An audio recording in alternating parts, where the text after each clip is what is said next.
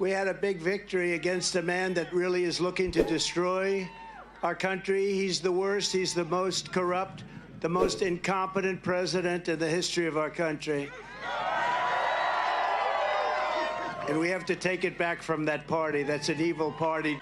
Joe Biden's problem is not his age. It's not his anything, really. It's got no problem other than it's his competence. Just so bad in so many ways. He's killing our country.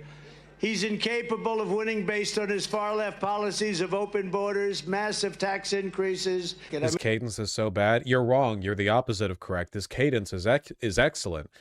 He lies, and what he says is nonsense. His cadence is perfect. That's the whole problem. I mean, that's the difference, right? The way he constructs these sentences. He's here. He's present, you know? He's got the flow. The Green New Scam, that's a windmill on every corner, most of which don't work. And things like putting men in women's sports, really not a great idea. As every See, that's what they care about. It's the difference, right? The trans thing really, like, amps up Republicans, like hardcore Republicans, but it's not good with the moderates at all. So it gets a lot of attention at the rallies where everyone there was like super far right, but it doesn't get as much attention on the campaign trail. This election is a choice between... Oh, these people want me dead? Yes. Strength and weakness, competence and incompetence, peace and prosperity, or war or no war.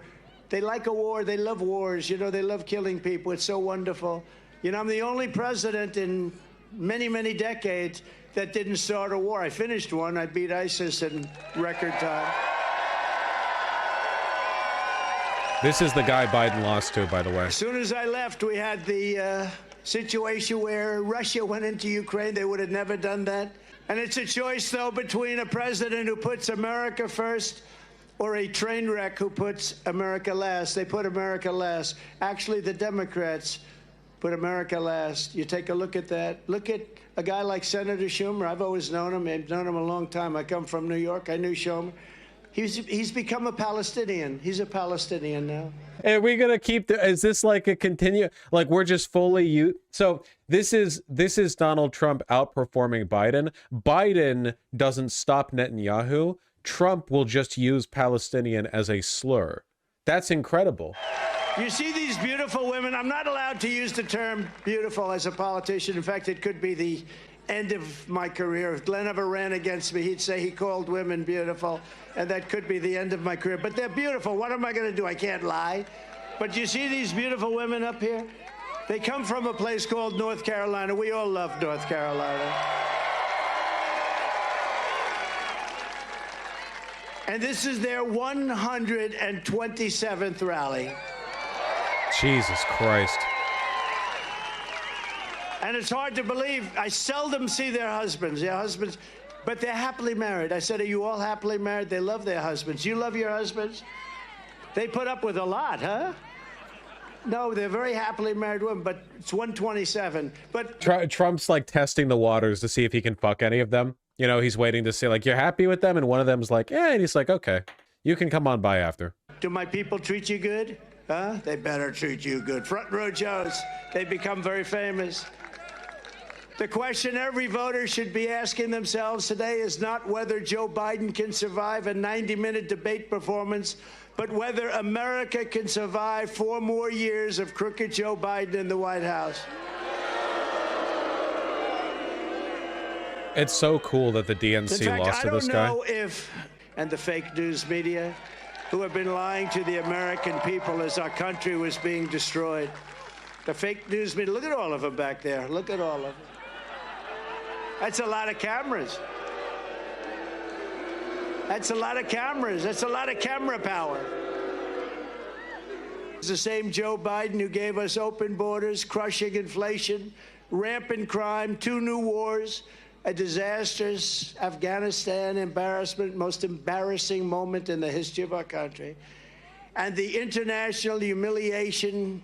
Think of it, one after another. I think that one of the best indicators of where we are and the way in which the dynamic has changed is the fact that, like, I no longer feel any need to correct him when he lies.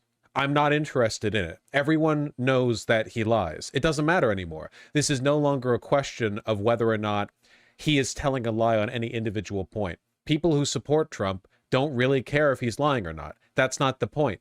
The point is whether or not the other person up there on stage is capable of rebutting it. You all know he's lying.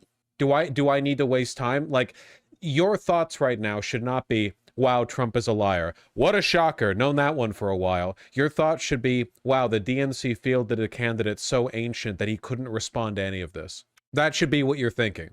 You know? It's a goddamn fable. It's the fable with the fucking scorpion. Kinda your fault for not knowing how this goes. Another international humiliation, one after another. Nobody respects him. Foreign leaders don't respect him.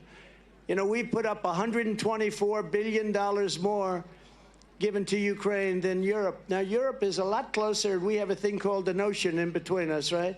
So no matter how you cut it, it's got to be more important. Why is it that we're not equalized? Why is it that they put up $124 billion, our people, these people in Washington that don't know what the hell they're doing? Yeah, 100%, Thana. Cenk would have torn him apart. Cenk would have torn him a new one up there, you know? All you have to do to beat a habitual liar like this is trounce them rhetorically. That's it. That's it. It's that simple. Trump has a good cadence and he's funny, but he's not that fast, you know?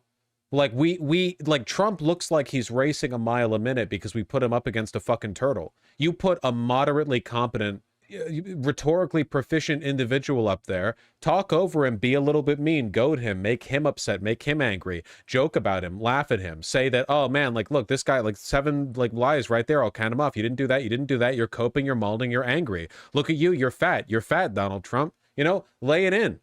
Call him a pedophile, friend of Epstein.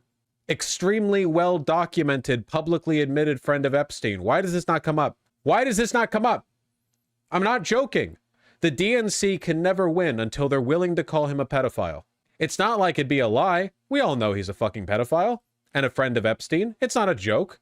But we have the enemy on the outside, and you can do great things with them. And then we have a worse enemy. I call it the enemy from within. These are the sick people, the socialists. Remember I said, America will never be a socialist country. I was right. I was right. It skipped over socialism, went directly into fascism and communism. It never stopped at the station called socialism. It went worse. And that's a big problem that we have, but I think you're starting to see the end of that. And it's been starting for a while now with us, but... He can just say anything, huh? Yes, yes he can. Whatever, man. Whatever. Ugh. I need to go and rest my voice. I know it's cringe. We're gonna hit the ground running as soon as my voice doesn't hurt. I woke up this morning barely able to swallow. I'm fighting for every word right now.